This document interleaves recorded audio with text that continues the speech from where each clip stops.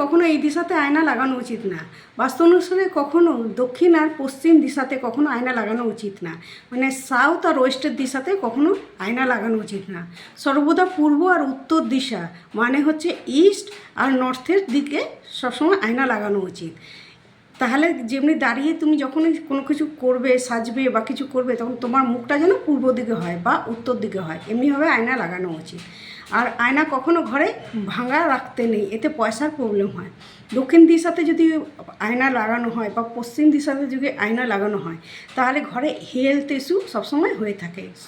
সর্বদা ঘরের মহিলাদের শরীর সবসময় খারাপ হয়ে থাকে, রোগে আক্রান্ত হয়ে থাকবে ও সর্বদা পয়সা বেরিয়ে যাবে, মানি প্রবলেম হতে থাকবে। আর যদি ঘরে আয়না আছে তো আয়নাকে সবসময় পরিষ্কার রাখুন, নাহলে ঘরে প্রত্যেক মানুষের মধ্যে, সদস্যের মধ্যে একটা ঘরের মধ্যে কলহ একটা লেগে থাকবে। সেই জন্য আয়না সবসময় পরিষ্কার রাখুন।